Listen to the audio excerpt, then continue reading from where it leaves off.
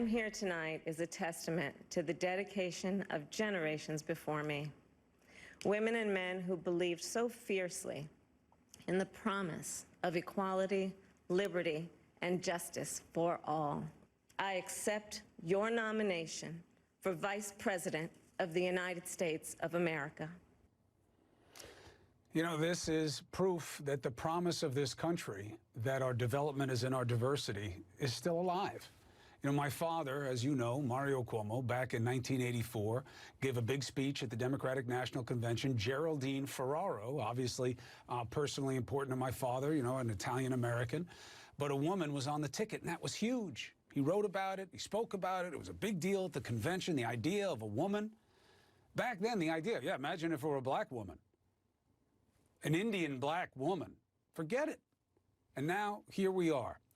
That is not a left-right issue. That's a reasonable, positive sign about this country and an act of faith in our future, regardless of her politics. You don't have to vote for her.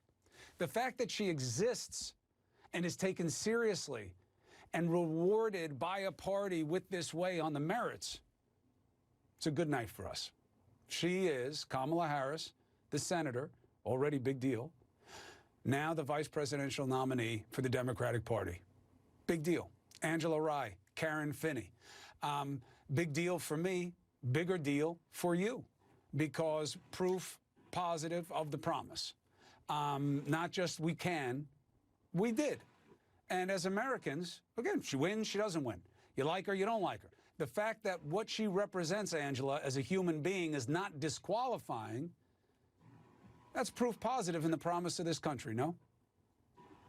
It absolutely is. And I think Kamala had a wonderful moment tonight where she started her speech standing on the shoulders of many great black women. She called the names of Diane Nash and Constance Baker Motley and Shirley Chisholm and Mary Church Terrell and Mary McLeod Bethune and Fannie Lou Hamer. She knew exactly who set the stage for her to get there tonight. And she also did not forget about her mom. She gave equal attention to her Black and Indian heritage. For all the haters, like I said this morning, that she was going to have to check and let them know that she knows that she is a strong Black woman, and that just like Shirley Chisholm instructed, she pulled that folding chair right up to the table where she belongs, where she's pledged to fight against racial injustice, police violence, economic inequality, maternal issues with death rates in the Black community. She's pledged so much already, and she has a legislative record to stand on to show for it. And she showed all the more reason tonight why she is the candidate for the Vice President of the United States, and she was perfect. Now, what she represents aside, Karen, I think the value she brings to the ticket is she's a straight punch thrower. And she backs around. I mean, I've interviewed her plenty. I've been with her on the stage plenty. She and Elizabeth Warren both shared a quality. You look them in the eye, you throw a punch, they look you in the eye and throw the punch right back. That is not Joe Biden's best quality. Kamala Harris, he could not hang with Kamala Harris nor Elizabeth Warren in the debates. I think you need a fighter on this ticket, because you have an opponent who's going to do nothing but try to knock your head off the moment that they get a chance to. What does she mean as a formidable adversary for the sitting president?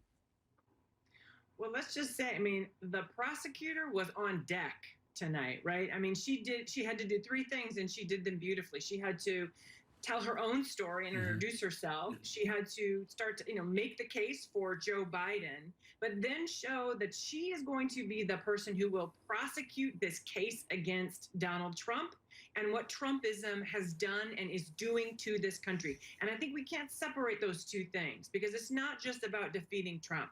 It's about defeating those forces of darkness that he has brought to this country. So I think what she showed is she is very much up to the task. Part of the reason I thought she was so brilliant and able to, in a room full of a handful of reporters, and let's be honest, reporters are not going to cheer for you if you have a good line.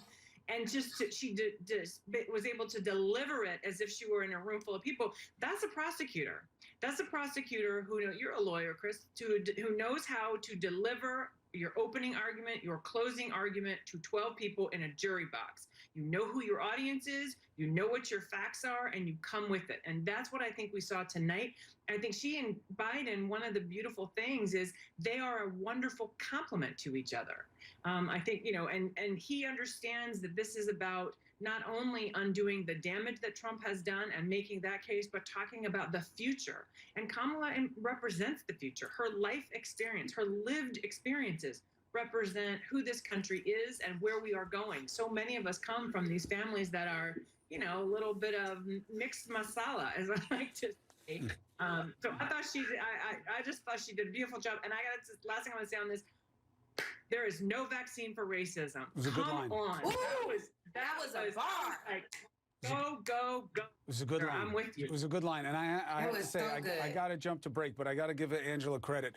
I remember early on in the primary process, one of the many interviews we've done together, I was talking about how, you don't have to be a person of color to respect the issues and understand that. And you say, yeah, but if you don't have people of color involved in positions of power and intimately involved in the change, then it's not going to happen. You need both. And that's what this ticket has. We'll see what it means to America. We'll see how they make the case.